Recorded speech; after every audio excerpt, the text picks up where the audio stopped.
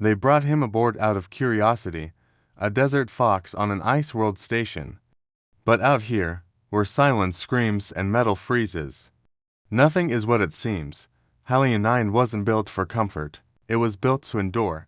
Suspended in orbit over the frozen hellscape of Borealis Prime, it stood as a lone sentinel piercing through clouds of crystallized gas, snowstorms the size of continents, and solar flares that made navigation practically suicidal. The station housed 72 beings, scientists, engineers, military staff, representatives from 5 worlds, and 3 corporate factions.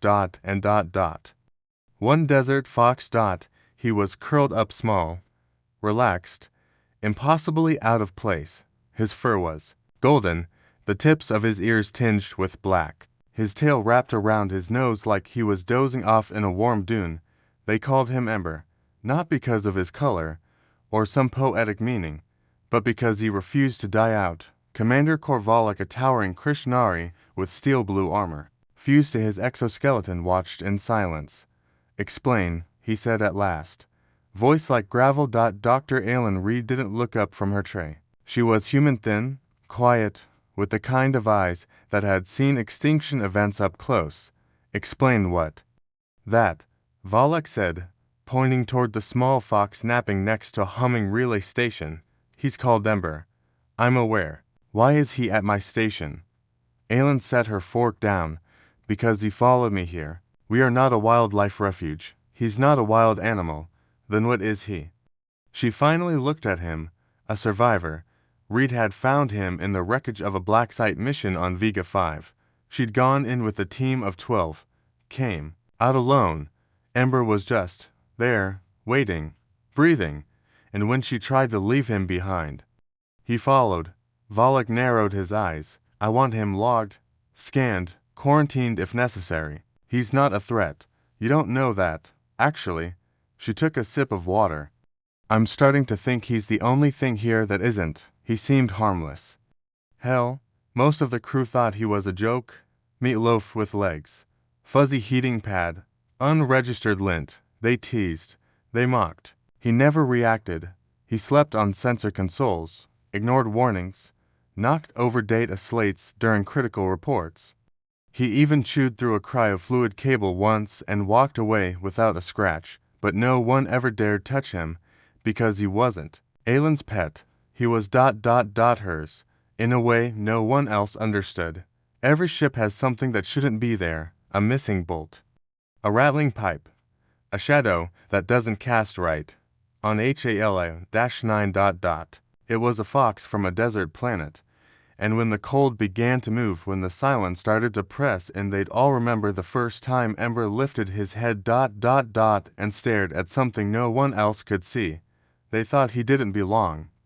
They were right, but not for the reason they believed. It didn't come through the airlocks. It didn't show up on scans, but the cold. It moved. It started with a tremor, barely a vibration. Most of the crew didn't even feel it. Focused on thermal core calibrations, pipeline realignments, or the endless data pulls from Borealis's glacier crust. But down in lower deck 9, the temperature dropped by 3 degrees in under a minute. Sensors glitched, motion detectors pinged, then cleared. The system logged it as a fault. But Ember reacted. One moment, he was asleep on a woven blanket beneath Aylin's workbench. The next, his eyes shot open, golden, unblinking. He didn't bark. He didn't growl. He listened, the kind of stillness that doesn't come from fear. It comes from recognition. Aylin glanced over from her console. "What is it?" she asked softly. Ember stood, turned toward the air vent, ears locked forward, tail low. Then he did something he'd never done before. He left the room without her. No one noticed him at first, just another shadow in the metal. But then the lights flickered. First in engineering, then in the infirmary, then Section 3 went fully dark. Control, we've got intermittent power flux across multiple zones. Starting to see frost forming around relay housings. Repeat. Actual ice inside the station. Commander Valek's voice came cold over the comms. Shut down auxiliary cooling. Reroute through internal heat loops.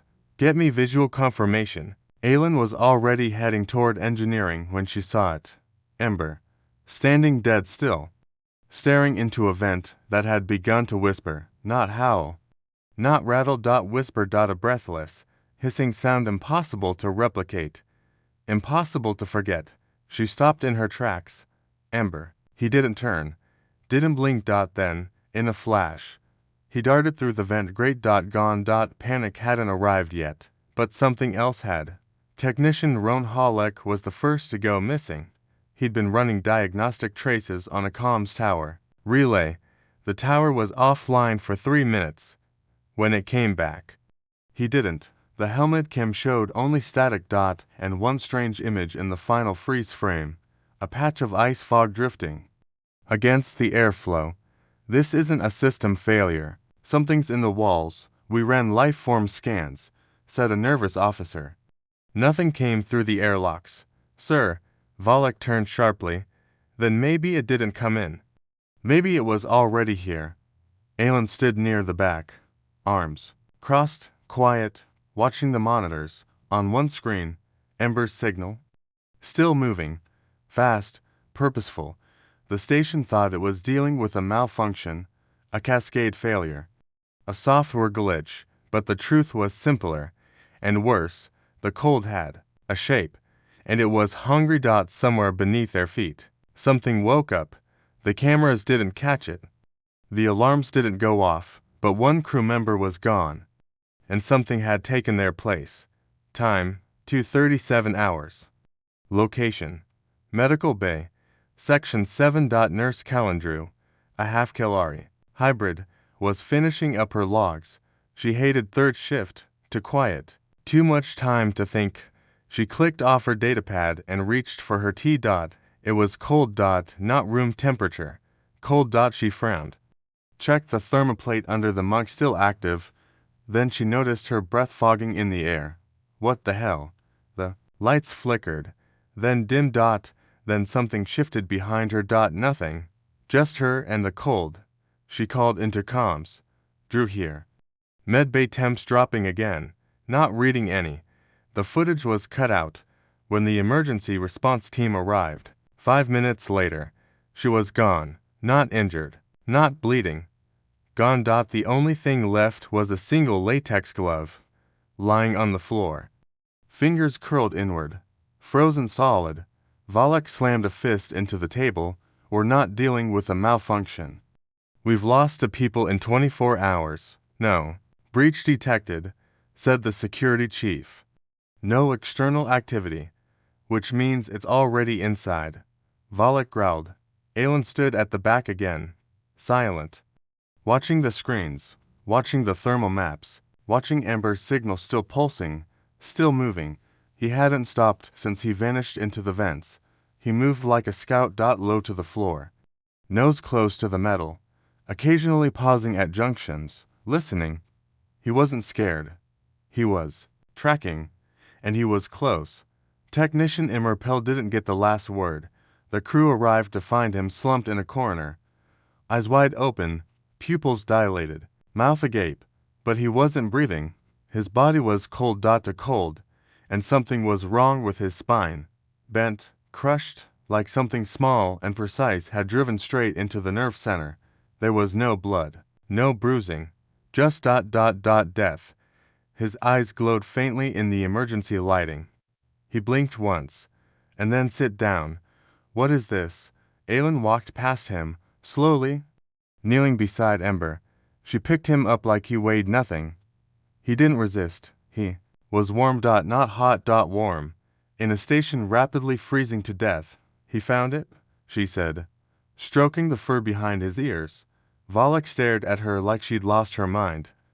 Are you telling me this thing that killed a cryoform? Aylin didn't answer. She didn't have to, because just past the doorway, partially in shadow, was the body. Long, spindly limbs. Transparent hide, shimmering in the low light like crushed glass. Mandibles bent the wrong way. Exoskeleton intact. Neck, snapped cleanly at the midpoint. No one touched it. Not for hours. Even the security drones paused at the threshold. It had been hunted. And the only thing near it was a fox. Sleeping. They had been watching the scanners. They should have been watching the events. Predators kill for hunger. Machines kill for orders. But some things kill for balance. No one touched the cryophorum body for nearly an hour. Even the station's cleanup drones wouldn't enter the corridor. Every known record described the species as uncontainable, bioengineered for silence, death world origin, designed to bypass detection and melt a squad of elite responders in under 60 seconds. And now, it was just lying there, broken, neck twisted, limbs folded inward like it had been crushed from within. No plasma, no acid, no trace of synthetic toxins, just a kill, precise, surgical, quiet. And beside it, still purring, was Ember. Commander Volok stood motionless at the center console. For once, he wasn't barking orders. He wasn't demanding answers. He was thinking. That creature, he said, at last, shouldn't be dead. No one disagreed. We didn't detect it. We didn't stop it, but something did. He turned to Aylin. And you're telling me? It was him. She nodded. He tracked it. He reached it before anyone else. And he stopped it, alone. Someone muttered. But how? Aylin looked down at the little fox now curled at her feet, tail wrapped neatly over his nose. I think that's the wrong question. Then what's the right one? She paused. Why is he here? The shift was instant. Where once he was mocked, now he was avoided. Not out of fear, but respect. The janitor drones reprogrammed their cleaning paths so as not to disturb him. The cafeteria staff began leaving out warm broth cubes on side counters. Quiet gifts, no direct offerings. A comms officer had a badge 3D printed. Defense unit. Ember Class M access unrestricted, wore it without protest. The tiny metal tag dangling beside his old bell. That's when she saw it. A single strand. Embedded deep. Not earthborn. Not mammals. Ancient. What the hell? The system flagged it as unknown, but buried in the subroutines of a declassified Xeno archive. One reference lit up in red. The First Watchers. A myth. A whisper from early xenoanthropology, thought to be symbolic. A pre-collapse civilization, long erased, that didn't conquer, but stabilized. They were said to leave behind sentinels. Tiny creatures, quiet, observers. Sleepers. Aylin leaned back in her chair, her face pale. You're not a pet, she whispered. You're a reminder. He's not what you think. Volok muttered. Aylin raised an eyebrow. What do I think? That we're safe now. Aylin looked at Ember, who paused at the door and stared at Avant like he was listening to something just beneath reality. I don't think we're safe, she said. I think we've been tolerated. Inside, untouched bedding, a folded towel, and a single paw print pressed into the dust. Somewhere, long before we had names for monsters, something else hunted them, not for food, not for glory, but because someone had to. He wasn't created. He was remembered. You can kill a monster. You can survive a nightmare. But what if it was just the beginning? Day 437. It had been 20 cycles since the last cryophorum, since Ember curled up beside the shattered body of a biological ghost and went back to sleep like he just swatted a bug. Since the crew started whispering his name like a prayer. Hallion 9 wasn't the same anymore. A new routine had been added to the station's operating protocol. Passive observation. Ember movement if he sat near a bulkhead for longer than 10 minutes. Engineering reviewed the pressure seals. If he paced near the ventilation system, environmental scrubbers were recalibrated. If he growled, everyone paid attention. They never ignored him again. She noticed it first. A ping. Subtle, quiet, too weak to flag an official alert. But the signature. It was familiar. Not exact. Not from the same strain. But the temperature drop was identical. And it moved. Fast. Double quotes another one. Maybe, she said. Are we sure it's not interference? No. Then what do we do? She didn't answer, because Ember was already gone. He moved like lightning through the station's bones, ducking under loose cables, leaping across dark vents, navigating like he had a map no one else could see. He stopped, sniffed the air, and growled. Low, deep, vibrating through metal. It hissed again, not loud, barely a whisper, but enough. The cryoform had returned, but this time, it left a trail, claw marks, parallel, deep, not Ember's. The creature had tried to retreat, but Ember had gotten there first. Commander Volok arrived, fully armed, flanked by 2 drone units, but he lowered his rifle the second he saw the fox. You got there first, he said quietly. Ember didn't move. He just rolled onto his side and began to groom his tail like nothing had happened. Volok turned to Aelin. Do I even want to know how he does it? She smiled faintly. No. 2 hours later, a new directive was signed into Halion Security Charter. Defense Priority Redistribution Class M Feline-derived units. Non-interference clause. Translation. Do not mess with Ember. His heated, napping mat is replaced with self-warming gel foam. The cafeteria programs a daily fish puree cycle. A technician builds a ball that moves like prey. He destroys it in 1 strike. Unimpressed, they print a new tag for his collar. Defense unit. Never off duty in 20 cycles. No one else had come close to stopping AC or YO form. Only him. Not because he was bigger. Not because he was stronger, but because he remembered a war the rest of them forgot. You're not just here for me, she whispers. You're here for all of us. Legends don't die. They wait, and when the darkness comes again, they rise. Day for 7-5. HALI to 9 had changed. There were no more jokes about the fox in the corridors. No more side glances. No more baits on whether he'd knock over someone's lunch tray. Now. They watched him, quietly, respectfully, like you watch a loaded weapon that only moves when it must. A new crew member, a young comms recruit, approached, tray in hand. He paused as he saw Ember lying by the vent. Can I? Aelin looked up. If he lets you. The recruit sat slowly, leaving a respectful distance. After a beat, Ember lifted his head, looked at the boy, then blinked once. The recruit exhaled in relief. No alarms, no debris field. But Aelin knew that signal. It's another pod, she muttered. Volok looked at her. You're sure? She turned the display. Same signal attenuation. Same shielding pattern. Another cryoform delivery. Or worse, the cameras caught only a glimpse, a coiled tail, a flicker of glassy limbs. But Ember had already left the room. He moves faster than the drones. Faster than the protocols. He reaches cargo bay 6 before the station has even finished sounding the alert. By the time the crew arrives, it's over. This one had put up more of a fight. The claw marks in the walls were deeper. The frost spread across 3 access panels. But it didn't matter. Ember had 1. Again. And this time, he didn't even stay to be seen. They found him later, curled inside a maintenance drawer. Fast asleep. She runs her hand down his back. His breathing is steady, soft. You shouldn't have to do this, she whispers. But you do. Every time, he doesn't respond, but she knows he hears.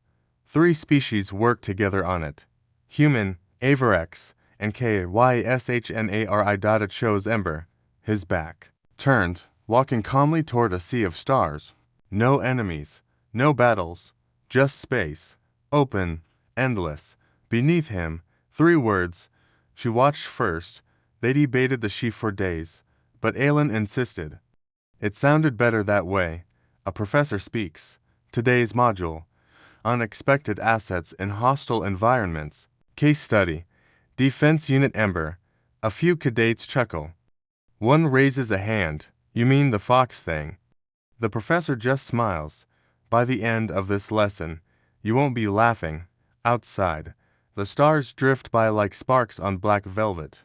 Ember opens one eye, listens. There's no sound. No frost. No movement. He closes his eye. All is still, a pulse, A flicker of movement. Not large, not loud, but old. Something else stirs. Something Ember hasn't seen in a long, long time. He came to protect a station. He stayed to guard a secret. And when the stars forget what sleeps beneath the ice, he'll remember, sometimes. The smallest flame burns through the darkest night, and sometimes that flame watches back. If this story stayed with you. If you felt the chill, the silence, or the weight of something watching from the dark, tap that like button to keep this little flame alive. Subscribe for more deep space legends, ancient watchers, and tales that remind us we are never truly alone. And tell me in the comments, who or what do you think Ember really is?